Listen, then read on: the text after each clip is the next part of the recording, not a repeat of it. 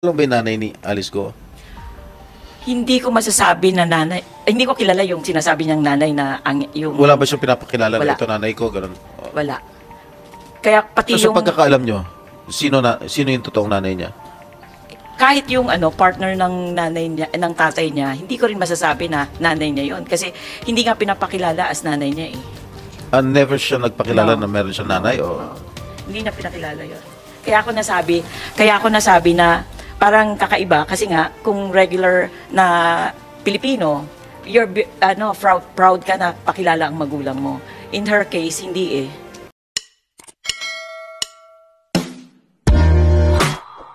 Ating hearing ngayon, unahin ko munang itanong si Ms. Nancy Gamo. Dahil I know that Ms. Gamo has been waiting for this day since she was arrested by the Senate more than 2 weeks ago. Siya lang ang bukod tangi na nakuha ng Senado. Ang lahat pa ay nagtago o nagsipagpulasan. So for the record po, Ms. Gamo, pwede nyo bang i-characterize sa komiteng ito, as best as you can po, yung nature ng relationship nyo kay Mayor Alice Guo? Okay, si Miss Alice Go was a client of mine, client on a per transaction basis, per project. I happened to register yung mga corporations na pag-aari ng family nila way back to 2012. So, and then may mga iba pang mga corporation and kasama pa rin yung dalawang POGO companies. Ngayon, Yes, I'll be asking you about that a little later, Ms. Gamo. Pero, so dun sa characterization po nung relationship nyo kay Mayor Alice Go, kayo po ba ay naka-retainer?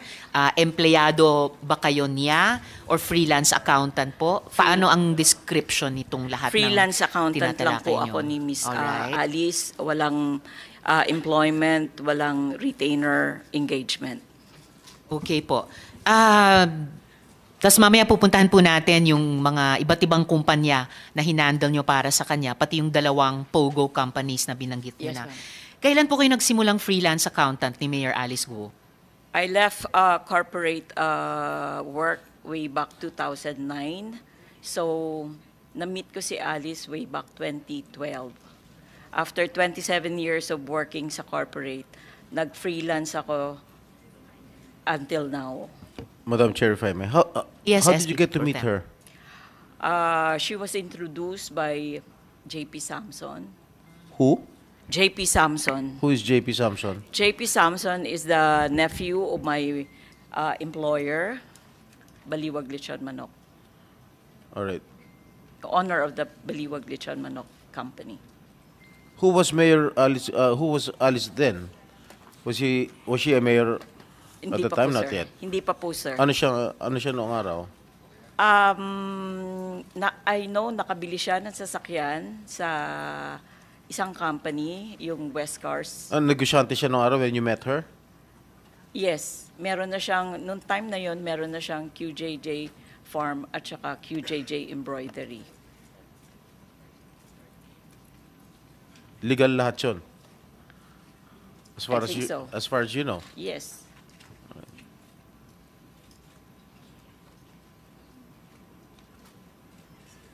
Alright, salamat po, SP Pro Temp.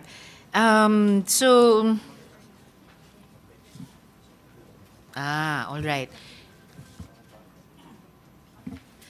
Dun sa, yung binanggit po ninyong nagpakilala sa inyo kay Mayor Alice Guo na si JP Samson, siya po ay nasa AMLA report. Kaya we will ensure na andito siya sa susunod na hearing.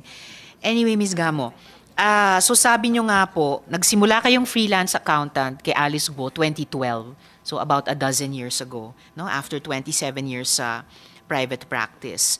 And introduce nga po kayo sa isa't isa ni JP Samson. Ngayon, ito po yung mga companies ni Alice Guo o may kinalaman si Alice Guo na lumitaw yung inyong pangalan. Nabanggit nyo na yung, for the record, no? 3Link Farms, QJJ Slaughterhouse, QJJ Smelting Plant, Siopaw Bulilits Food, Hongsheng Gaming Technology Inc., at yung West Cars na binanggit nyo rin na nakabili ng sasakyan si Alice Guo dyan sa West Cars. Kino-confirm niyo po ba na pinrocess niyo yung incorporation ng mga kumpanyang ito? Yes, because my name is indicated in all those incorporation process. Just like yung mga other companies na pre-process ko, all my details are there. Yung mga other clients ko. And meron ba kayong ginawa pang iba para sa mga kumpanyang ito? Yung 3Link, yung dalawang QJJ, Siopao, Hongseng, West Cars. Kasi, kaya ko po itinatanong, kasi ito naman po yung sinabi ninyo sa isang interview, specifically Super Radio DCBB, with Carlo Mateo. Quote, "Tumutulong ako sa registration niya sa SEC, sa BIR, nagdo-due diligence ako sa mga lupang binili niya before. Gumawa din ako ng mga memorandum of agreement, deed of transfer, assignment of shares." Close quote. So, mukha pong yung engagement nyo kay Alice Guo ay medyo extensive. Tama po ba ito? Yung engagement ko kay Alice is on a per project basis lang. So, tapsing-tapsing yan. Kung natapos ko yung trabaho ko na nirehistro isang korporasyon, i-deliver ko sa kanya, bayaran ako, tapos na. Ngayon, there are cases wherein tatawagan ako, magpapatulong, magpapagawa ng mga dokumento, then that's the time magre-render ako ng services. Pag natapos ko yung services na yon, tapos na.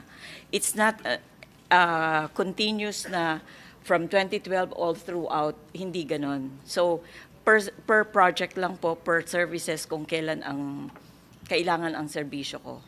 Madam Chair, if I may. Yes, SP Pro Tem. How much are you being paid per project by Alice Guo? Alice Guo is like an ordinary client of mine. So, kung ang singil ko sa isang kliyente ko, pag nag-process ng SEC is 20,000, 20,000 din siya. Kung nagrehistro ako ng BIR niya, 15,000 din ang singil ko sa kanya. Alice Guo is never a special client of mine. She is just an ordinary client.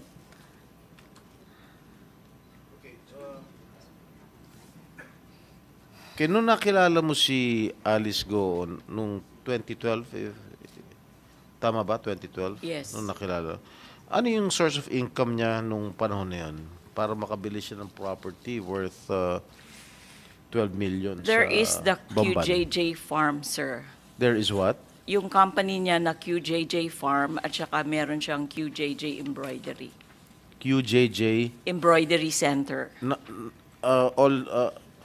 Naka ano sa Bamban yan lahat? The one in Bamban is the QJJ Farm. The one in Zambales? Marilao, Saan? yung sa Yung farm. yung farm nasa Bamban. Alright. I call it Concepcion Tarlac. It's in Barangay Berhen de los Remedios. So I don't know Bamban and Concepcion, but I usually term it Concepcion Tarlac. Yung QJJ Embroidery is located in Marilao, Bulacan. Naging accountant ka ba nung kapatid ni Alice Guo, yung tatay ni Alice Guo? Never ho. Never? Never. Si Alice Guo lang? Yes. Yung accountant kasi, sir, is hindi ibig sabihin ako yung nagbo-bookkeeping, ako yung nagre-record ng transactions niya. Hindi. Okay. I was term accountant kasi accountant ang profession ko. Kilala mo yung tatay niya? Na-meet ko yung father niya. Na-meet ko yung father niya, sir. In check? Siyempre, opo. Sige. Thank you, Madam. Thank you, SP Pro Temp. So, Ms. Nancy, sabi nyo nga, per project basis, yung ginagawa nyong trabaho kay Alice Guo, at least dito sa kalahating dosenang kumpanyang binanggit ko na kinonfirm nyo, kayo nag-process ng incorporation ng mga kumpanyang ito, and a few others that you've been mentioning sa pagsagot nyo sa aming mga tanong. So, per project basis, ayon yung sabihin na extensive yung engagement nyo kay Alice Guo, pero marami-rami over the years since 2012 up to 2024. Sabi nyo hindi continuous, pero mayat-maya. So, pag sinuma natin lahat nung ginawa nyong trabaho para sa kanya on a project basis, dito sa at least kalahating dosenang kumpanya, masasabi po natin na marami-rami yung mga nagawa niyong trabaho kay Alice Guo. Yung sa mga companies na na-incorporate ko under the family of Alice Guo, hindi naman ho lahat yan operational. I understand, I remember there is the QJJ Meat Shop na yun ang nag-operate. So may mga branches yun sa Quezon City, sa Valenzuela, at saka sa Manila. Pero yung other companies like QJJ Smelting Plants, Slaughterhouse, group of companies, yung mga Siopaw Bulilit, those are not operational as far as I know. Na-process po yung yung incorporation niya. Nakapag-submit po ako ng yung BIR registration niya at saka mga resibo up to that extent lang. Kung naging operational siya, I can say na yung QJJ Meat Shop lang yung naging operational among the first 5 na nirehistro ko way back 2012. Kaugnay nung tanong ni SP Pro Temp kanina, sabi nyo ngayon, may mga narehistro kayo under the family of Alice Guo. So meron din po kayong ginawang trabaho kahit bilang freelance accountant na hindi lamang para kay Alice Guo but maaring kay Alice at magulang niya or Alice at kapatid niya. Wala so po. sino yung tinutukoy nyong under the family of Alice Guo? Yung Sinong family na yon, yung 5 incorporators ng korporasyon, 3 yung si Alice, si Sheila, tsaka si Simen Go, plus yung Gian at saka yung Liwani. Okay, so yung 3 magkapatid at yung 2 magulang nila. Yes. Alright po. And then sabi nyo rin, hindi lahat ng mga kumpanyang in-incorporate nyo para kay Alice Guo o yung pamilya ni Alice Guo ay nag-operational. So ano to, nanatiling mga shell companies? Hindi ko alam, ma'am, kasi siya yung may-ari, so I don't know the intent. Hindi naman niya ako inutusan na isarado mo yung kumpanya. Siya yung in charge ng operation, so hindi ko alam kung anong intent niya doon. So paano nyo nalaman na hindi nag-operational yung ilang mga kumpanyang iyon? Hindi talaga nag-operate kasi walang report, nothing. So base lamang dun sa walang report sa inyo for maybe further submissions, nag-conclude kayo na hindi operational yung ibang mga kumpanyang iyon? Yes. Alright. Ngayon po, yung pong ano po itong mga deed of transfer at saka assignment of shares na tinukoy nyo? Doon po sa interview nyo kay Carlo Mateo Okay. sa DZBB, ito po ba yung assignment of shares sa Baofu Corporation? Wala pa ho yung BAUFO at that time, Madam Chair. Yung memorandum of agreement na draft ko sa kanya, it's about the sale of one farm wherein siya tsaka yung father niya ang major incorporator, stockholder. Tapos binenta sa isang tao. So yung draft na yon, ako ang gumawa. Tinap niya yung services ko for that. Aling farm po iyon? Mighty Suman Corporation. Mighty? Yes. Yun yung buong pangalan niya, Mighty lang. Mighty Swine Corporation. Mighty Swine, sorry. Okay. Okay, so yun po yung binenta ni na Alice Guo at ama niya sa isa pang tao. Oh. Actually, syempre 5 incorporators yon. 2, si Alice at saka yung father niya, yung major shareholders doon. And then, binenta sa isang tao. I don't remember the name. I have it on file. So, that's it. That's around the year 2015 or 2014. Now regarding dun sa sa due diligence yung regarding sa property, may binibili siyang property dito sa Quezon City. But then na-process ko yung dokumento until makuha ko yung e-car sa BIR. But then nagkaroon ng problema sa titulo kasi yung may-ari parang hindi, basta may problema. So, up to that extent lang yung aking ginawa na trabaho. Sa inyong marami-raming transaksyon, kina Alice Guo at yung mga miyembro ng pamilya niya over the years since 2012, wala po ba kayong napansin na kahina-hinala? Halimbawa, dito sa Hongsheng, may kagaya ni Miss Merly na nagbebenta lang dati sa palengke, naging BPO worker, biglang at yung tatlo pang kabaro na nagbebenta lang din sa palengke ng Concepcion, tapos biglang isinamang incorporator dun sa Hongsheng. Di nyo lang ba naisip na, teka, bakit ganito? Para bang may dummy incorporators? Yung sa mga other corporations niya, it's all family. Tapos nagkaroon siya ng dalawang companies na yan, yung Hongsheng at saka ano. Yung Hongsheng, ang dealings ko dyan is kausap ko si Alice, please incorporate. Ito yung mga detalye. Please assist si Miss Leila, yung tauhan niya, on all papers. So if I need anything, doon sa tauhan niya ako kumukuha ng information. So it's always a presumption of regularity, Your Honor. Sinong Miss Leila yon? Tauhan niya yan pero I don't know kung nasaan na po siya. Ano pong buong pangalan ni Miss Leila? Leila Masiklat or Tulio, Leila Masiklat? Yes. Ano pa yung isang apelidong binanggit nyo? Tulio. Masiklat Tulio. Yes. I don't know kung alin doon yung family name niya. So either Leila Masiklat or Leila Tulio. Yes. So meron po kayong presumption of regularity dun sa mga inilalagay na mga incorporators. Pero sabi nyo nga, walang report sa inyo about some of the companies, kaya nag-conclude kayo na hindi nag-operational. Bagamat, at wala rin namang sinabi si Alice Guo sa inyo na ipasara na yung mga kumpanyang iyon. In fact po, itong mga corporations na kayo ang nagproseso ng incorporation, madami po actually dito ay napag-alaman namin na may indicators talaga ng pagiging shell companies lamang.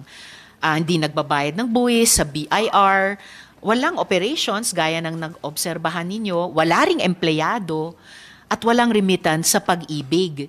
So, hindi nyo rin po ba naisip yon na medyo problematic? Kahit nung unang napansin nyo na hindi nag-operational, tapos ito pang ibang mga indicators na para sa amin po ay indicator ng shell company. Hindi po ba nag-occur sa inyo? No, hindi po. Kasi ang concern ko lang naman po yung hanap buhay ko na mag-rehistro, mag-process ng dokumento. So, it's not my obligation to assess or evaluate or whatever. So, kanina sinabi nyo na nagsimula kayo kay Alice Guo dahil ipinakilala kayo kayong dalawa ni JP Samson. And nabanggit nyo na nga po na bago itong pag-freelance work nyo, na marami-rami ang nagawa nyong freelance project para kay Alice Guo, nagtrabaho kayo sa Baliwag. Okay? So, klaro na po sa amin iyon.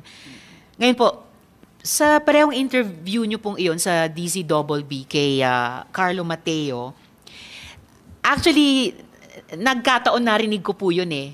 And ang impression po talaga, yung dating nung pakikinig ko sa interview nyong iyon kay Carlo Mateo, parang kilalang kilala nyo si Mayor Alice. Sinabi nyo rin po doon na hindi niya nanay si Lin Wenyi dahil, and I quote, sabi niyo po doon sa interview, kung nanay niya siya, magiging proud siya na ipakilala. Sinabi niyo din po na tiyak kayo na lumaki siya sa farm. So full of confidence. Full of confidence yung sinabi na pwede namang sagutin kay Carlo Mateo, hindi ko alam. No? Wala kayong alam doon. Now, in light of the revelation so far dito sa Senate hearing, pinangahawakan niyo pa po ba yung mga sinabi niyong iyon dun sa interview sa DCBB? Kaya ako nasabi naman po yun kasi may interaction ako, na-meet ko yung family niya pag nagpapapirma ako ng incorporation paper, plus the fact na I can hear from yung mga trabahante niya sa sa farm yung kwento ng buhay ni Alice. So na-meet niyo yung family niya, pag nagpapapirma kayo sa kanila, tapos na-overhear nyo rin sa mga trabahante. So may trabahante sa farm, pero sabi nyo rin, may mga trabahante din siya sa opisina. So may opisina din po siya. Yes. Yung structure ng ano niya sa farm, may doon siya nakatira. May mga empleyado rin siya doon. And yung office, nasa farm din ba yon or nasaan yung office? Doon din sa structure na yun. It's a 2-story building. So 2-story building sa loob ng farm, Building doon or din yung office. structure, parang bahay siya, ganun. So 2-story. Yes, SP Pro Temp. Thank you, Madam Chair. Meron lang phone-in question dito. Kilala mo ba yung nanay ni Alice Go? Hindi ko masasabi na nanay, hindi ko kilala yung sinasabi niyang nanay na yung... Wala ba siyang pinapakilala Wala. na ito nanay ko? Ganun. Wala. Kaya pati So sa yung... pagkakaalam nyo, sino yung totoong nanay niya? Kahit yung partner ng nanay niya, ng tatay niya, hindi ko rin masasabi na nanay niya yon kasi hindi nga pinapakilala as nanay niya eh. Never siya nagpakilala No. na meron siyang nanay? O... Hindi niya pinakilala yon. Kaya ako nasabi na parang kakaiba kasi nga kung regular na Pilipino, proud ka na pakilala ang magulang mo. In her case, hindi eh. Never niya pinakilala? Never. Yung mga kapatid? Hindi rin niya sinasabi na kapatid niya, pero assumption ko lang yun. Iniisip ko na lang na kapatid niya. I don't know your relationship. Sino si Lin Wenyi? Partner ng tatay niya. Chinese national? Yes. Pure Chinese talaga? Yes. Sa incorporation papers nila, designation niya is Chinese. So, Chinese siya. Okay, thank you. Salamat, SP Pro Temp. Sabi niyo po, kung regular na Pilipino, proud kang ipakilala yung pamilya mo. So, ano pong ibig sabihin nun? Anong impression nyo? Anong relasyon nitong Alice Guo at si Lin Wenyi, tapos yung kinikilala naming ama nila at yung kinikilala naming dalawang kapatid niya, or tatlo, si Sheila, si Seaman, at saka si Wesley. Dahil pinapirmahan nyo sila ng ilang mga incorporation papers. So, anong impression mo? Anong relasyon nila sa isa't isa, itong mga taong ito? Ang impression ko lang po sa kanila is yung father, partner niya yung nanay, o nanay in the sense na yun ang sinasabing nanay, pero hindi niya sinasabi sa akin na nanay niya. Di ba? Yung mga kapatid, hindi naman din sinasabi na kapatid. So, they have the same family name. Buti na lang mas curious ang komite kesa sa inyo or kesa sa inaamin ninyong attitude nyo sa kanilang anim. Alright. Dinescribe nyo rin po siya, si Alice Guo, dun sa interview kay Carlo Mateo sa DZBB. Dinescribe nyo siya na mabait na bata, masipag, mabuting anak. Again, full confidence. So, matanong ko po sa inyo, meron po bang kahit sino man sa kampo ni Alice Guo na nag-reach out sa inyo para para sabihin yung ganitong mga declaration sa public interviews? Kasi, at wala naman pong masama doon, kung sakali, kasi interview naman yon, di naman yon perjury. Curious lang talaga ako kung bakit ganun kayo ka parang buong loob mag-vouch sa karakter ni Alice Guo. Kasi yun po ang observation ko sa kanya. Ngayon, yung regarding sa interview, I have my telephone all around, so they can call me anytime. So, it's a phone patch interview sa radio. I am in my house, sumasagot. And I wanted to clear also kung ano yung participation ko, bakit andun yung pangalan ko sa mga nababanggit sa Senado. May mga tao ba ni Alice Guo na kinontak din kayo, tumawag din sa phone nyo nung nasa bahay kayo at sinabing, Miss Nancy, ganito yung sabihin nyo tungkol kay Alice pag in-interview Ay, kayo? hindi po. Wala po. Madam Chair? Yes, SP Pro Temp. Miss Nancy, sinabi ni Senator Risa kanina na na-interview mo, pinupuri-puri mo si Mayor Alice. Tama? Sa isang interview mo. Nag-iba na ba yung paningin mo ngayon? Pagkatapos lumabas yung issue? Hindi pa rin. I think basically, kung ano man yung ginawa niya, ako personally opinion ko, siya yun eh. Iba yung, siya yun, yung opinion ko sa kanya, ganun din. Okay. Pero kung halimbawa, etong mga kagagawa niya lahat yun, she has to answer for Okay. it. When did you last talk to her? Or have seen her in person? 2017. 2017 pa? Yes. 7 years ago? Yes. After that, wala na kayong contact? Hindi ko nga... Kahit sa telepono? Yung contact sa telepono, yung nung nagpa-incorporate siya nung first Pogo company. Tapos, yung sumunod, yung 2023, the second one. Pero yung So, hindi kayo personal- nakita during that time? No. Hindi Ano, kami telepono lang? Telepono lang. Ang nakikita ko lang siya, ang huling kita ko sa kanya, it's a Christmas party. I was invited ng staff niya. When was na this? Pumala. 2017. So, you haven't seen So I her don't know for kung 7 2017, years? 2018, I can't remember. Matagal na. As in, matagal ko na siyang hindi nakita. Oh, so, nung lumabas itong mga issue sa TV, anong sabi mo sa sarili mo? Eh, sabi nga nila, big time naman pala yung, yung kliyente mo. Eh, sabi ko, siya lang yun. Ordinary yung kliyente ko lang yan. So, wala. Okay, thank you. Thank you, SP Pro Temp. So, Miss Nancy, aminado kayo na kayo ang gumawa ng incorporation documents ng Zunyuan.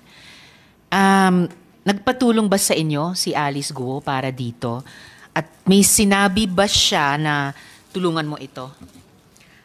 Ganito ang sistema. Nag-message siya sa akin, I need, may papa-incorporate siya, please assist. Okay? Please assist. Ang reply ko sa kanya, give me all the details, anong name ng company, anong capitalization niya, anong objective, ang purpose, sino itong mga, provide me with all the details, incorporators, ano yung equity shares, sino yung mga yung position sa company.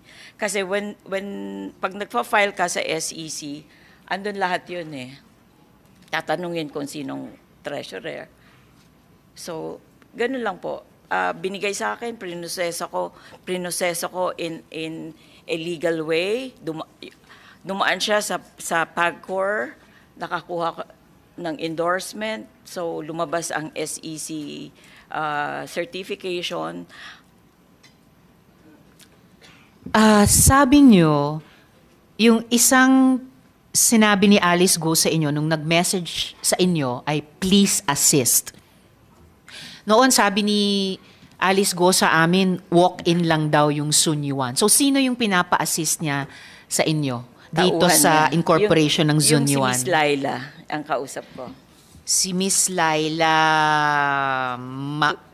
Masiklat or Laila Tulio. Siya yung sinasabi ni Mayor Alice Guo na asistehan nyo. Yes. Ibig sabihin, nag-message sa inyo si Alice Guo at sinabi, Miss Nancy, asistehan nyo si Miss Laila para i-incorporate yung Zunyuan. Ganun po ba yon? Yes. Okay. Not the Sun Yes. one. It's the first Pogo company, which is the Hongsheng. Okay, for Hongsheng. Pero kanina, nung tinanong ko sa inyo yung pag-incorporate nyo sa Zunyuan, sabi nyo nga, nag-message si Alice Guo sa inyo na please assist. So doon, sa incorporation ng Zunyuan, sino yung pinapa-assist ni Mayor Alice sa inyo na ma-incorporate yan? Ang sinabi niya na pangalan, Attorney Joy, hindi ko rin siya kilala. Sino naman daw yung Attorney Joy? As I go over, Madam Chair, on the transcript of the committee hearing on May 22, inacknowledge ni Alice na yung Attorney Joy is lawyer niya. Ito ba yung si Phil Joy Baluyot? Yes. So siya ito. Nabasa niyo pala yung transcript ng hearing namin? Yes, ma'am. Paano- I mean, I'm curious. I'm almost touched. I'm curious. Bakit niyo binasa yung transcript ng hearing? At paano niyo kasi I nabasa? wanted to find out kung ano ba yung sinasabi ni Alice. And maraming talaga, dininay niya ako, hindi niya ako kilala. Okay, I wish lahat ng mamamayan na sumusubaybay sa hearing namin babasahin yung transcript ng hearing. So that shows a lot of due diligence on your part. Bilang tao man lang or bilang resource person dito sa hearing namin, I only wish na mas naging curious pa kayo at umalam sa earlier dealings ng mga kumpanyang iyon. But anyway, so you're confirming na si Alice Guo, pina-assist niya sa inyo si Attorney Philjoy Baluyot para i-incorporate ang Zunyuan. Anything I need about the incorporation of that company, refer to Attorney Joy. Okay, anything you need. So siya po ay abogado ni Alice Guo na may full confidence naman si Alice Guo kay Attorney Philjoy Baluyot kasi anything you, Miss Nancy, need para ma-incorporate ang Zunyuan, mahihingi nyo at makukuha kay Attorney Baluyot. Tama po? Yes, sir. Yes, ma'am. All right. Kayo rin ba yung gumawa ng succeeding pang documents ng Zunyuan? Halimbawa, yung increase in authorized capital stock. Kasi bakit andun pa yung pangalan nyo? Okay, it's like this. Kaya nga nung may sulat ako sa office nyo, in-indicate ko yon, may notation ako. Yung 2 increases na yon, hindi ko ginawa yon. But then, they still made use sa cover sheet, andun pa rin yung lahat ng details ko. Now, I'm thinking, paano nagkaroon? Sa initial registration kasi ng corporation, yung cover sheet is generated. So pag nag-apply ka, lalabas na lang yon, may barcode and everything. Pero pag increases ng capitalization, yung cover sheet na yon, typewritten lang yon. So they could have used my name, all my details, parang ako pa rin ang nagparehistro nun, pero hindi ko po ginawa yon. So, sino kayang gumawa lang ng typewritten cover sheet, ginamit pa rin pangalan nyo kahit hindi naman kayo yung nagpapa-increase ng authorized capital stock. Si Attorney Baluyot kaya ang gumawa nun? I think so. Kasi dun sa payment pa lang ng filing fees for the increase, ang pangalan ng Baluyot andun din. Ang notarial niya, andun din ang pangalan niya. So, I can say na hindi ako yun. So, ayon sa inyo, ginamit yung pangalan nyo dun sa succeeding documents ng Zunyuan, pati yung increase sa authorized capital stock, gamit ang isang typewritten copy ng cover sheet, gamit ang pangalan nyo, and ang teorya ninyo ay dahil lumabas yung pangalan ni Attorney Baluyot dun sa pagbayad ng filing fee at siya rin yung nagnotaryo o nagpanotaryo? Siya nagnotaryo. Siya mismo ang nagnotaryo na probably si Attorney Baluyot ang gumawa nito sa inyo. Yung sa payment of the filing fees for the increase, ang nakita ko doon, pangalan is Baluyot, pero it's not pangalan ni Attorney Joy. Sinong Baluyot yon? I have a copy submitted to your office, so it's there. All right. So kung sino mang Baluyot ang nakalagay doon, whether it's Attorney Philjoy Baluyot or ibang Baluyot, abogado din po, I guess, kasi nagnotaryo. Possible na related sa kanya. Opo. Pero abogado rin, kasi siya yung nagnotaryo, yung Baluyot na yon. Yung Attorney Philjoy, sigurado ako na abogado po siya, pero yung nagbayad sa land bank, hindi ako sigurado kung abogado siya. Pero yung nagbayad ng filing fee sa land bank at yung nagnotaryo, parehong tao? No. Magkaiba. Sino po yung nagnotaryo? Attorney Philjoy. Okay. So may isang Baluyot na nagbayad ng filing fee sa land bank, maaring si Attorney Philjoy mismo or maaring isang kamag-anak niya na ipinakiusap niya, pero si Attorney Philjoy Baluyot ang nagnotaryo. Yes. Tama. Yes po. Alright. So Ms. Nancy, meron pa ba kayong nais ibahagi na sa tingin nyo ay makakatulong sa investigasyong ito? being processor ng mga dokumento. Maybe this time, hindi yung nag-rise up yung lahat. I have to explain, hindi ako nakarating sa Tarlac, hindi ko nakita yung building, wala akong idea. It's only on television na nakita ko yung Baofu, lahat na yan. Pero kanina, in answer kay SP Pro Temp, may sinabi kayong may 2-story structure. That's the farm. Saan po yun? That's the one in Concepcion, yun sa Barangay Berhen de los Remedios. So nakarating kayo sa Tarlac, hindi lang sa Bamban, pero sa Concepcion. Sa Concepcion. Yeah, Sa Concepcion. clarification. Yes. Okay, so sorry sabi nyo hindi kayo nakarating sa Tarlac at hindi kayo nakarating sa... Yung farm, Sa farm. which is located in Barangay San de los Remedios, nakarating ako doon. Pero yung sa munisipyo ng Bamban, yung hub na sinasabi nila, hindi ako nakarating po doon. So hindi kayo nakarating dun sa halos 8-hectare property na ni-raid ng Hindi PAOK? po, hindi po. Okay.